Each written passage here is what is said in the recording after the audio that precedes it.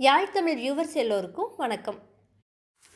நம்ம சேனலில் ஏற்கனவே கந்த புராணம், திருவிளையாடல் புராணம், சிவபுராணம், ராமாயணம் மாதிரியான கதைகளை பதிவிட்டிருக்கோம். அந்த வரிசையில் மகாபாரத கதையை பதிவிடலான்ட்டு இருக்கோம்.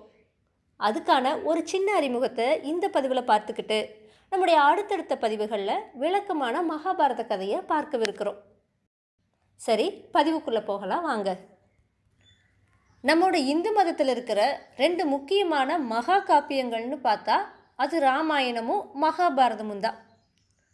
இந்த காப்பியங்களை எல்லாம் மக்கள் தலைமுறை தலைமுறையாக கேட்டிருக்காங்க, படிச்சிருக்காங்க, அனுபவித்து மன தூய்மை அடைஞ்சிருக்காங்க.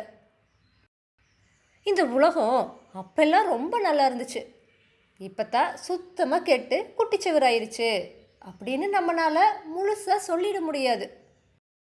ஏன்னா இந்த உலகம் எப்போ தோன்றுச்சோ அப்பத்திலிருந்தே நல்லது கெட்டதுன்னு 2 கலந்து தான் இருக்குது. இந்த 2மே ஒன்றோட ஒன்று சண்டை போடுது. கடைசியில் வெற்றி இல்லைன்னா தோல்வி ஏதாச்சும் ஒன்று கிடைக்குது. இப்படி நடக்கிற சண்டையில் நம்மளோட வாழ்க்கைக்கு தேவையான தர்மத்தை காப்பியங்கள் தான் நமக்கு சொல்லி கொடுக்குது. நம்ம ராமாயணத்தை எடுத்துட்டோன்னா அதில் முழுக்க முழுக்க தர்மத்தை பற்றின அறிவுரைகள் தான் நிறைஞ்சிருக்கும். இதுக்கு நேர்மாறாக மகாபாரதத்தில் தர்மத்தை பற்றின விவாதங்கள் தான் நிறைஞ்சிருக்கு. மகாபாரதத்தில் தர்மன் தர்மத்துக்காகவே வாழ்ந்தான் அப்படின்னு சொல்கிறாங்க. அப்பேற்பட்ட தர்மன் எப்பவுமே தர்மத்தை காப்பாற்றினானான்னு பார்த்தீங்கன்னா கிடையாது. அர்ஜுனா போட்டியில் ஜெயிச்சுட்டு வந்த பாஞ்சாலியை பாண்டவர்கள் எல்லாருமா கல்யாணம் பண்ணினது எப்படி தர்மமாகும்? மகாபாரத போகிறப்ப துரோணரை கொல்றதுக்கு பொய் சொன்னது கூட இதே தர்மன் தான். பொதுவாக பார்த்தோன்னா சண்டையில் இடுப்புக்கு கீழே தாக்கக்கூடாது அப்படின்னு ஒரு ரூல் இருக்குது. ஆனால் பீமன் துரியோதனனை தொடையில் அடித்து தான் கொன்னான். அடா, அது கூட பரவாயில்லைங்க, அதுக்கு ஐடியா கொடுத்தது எல்லாம் தெரிஞ்ச கிருஷ்ணர் தான்.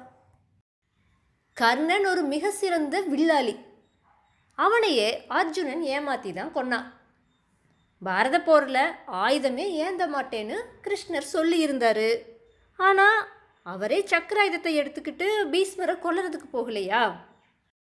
கடவுள் நிலையில் இருந்த ஒருத்தராலேயே தர்மத்தை நிலைநாட்ட முடியலையே. ஹலோ, இப்போ நீ என்ன சொல்ல வர அப்படின்னு நீங்கள் என்னை பார்த்து கேட்குறது எனக்கு புரியுது.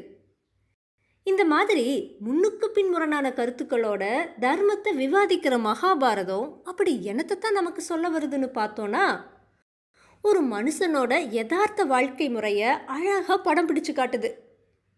யதார்த்தத்தில் நம்ம எல்லாருமே நல்லதுக்கும் கெட்டதுக்கும் நடுவில் போராடுற பாவப்பட்ட ஜென்மங்க தான். ஒரு மனுஷனோட வாழ்க்கையில் நடக்கிற விஷயங்கள் அவனோட செயலால் எப்படியெல்லாம் அவனை மட்டும் இல்லாமல் அவனை சேர்ந்தவங்களை எல்லாம் பாதிக்குதுன்னு மகாபாரதத்தில் ரொம்ப அழகாக சொல்லியிருக்காங்க. ரூல்ஸ் எல்லாம் போட்டு சரியான முறையில் வாழ்க்கையை வாழறதுங்கிறது கரெக்டான ஒரு விஷயந்தான்.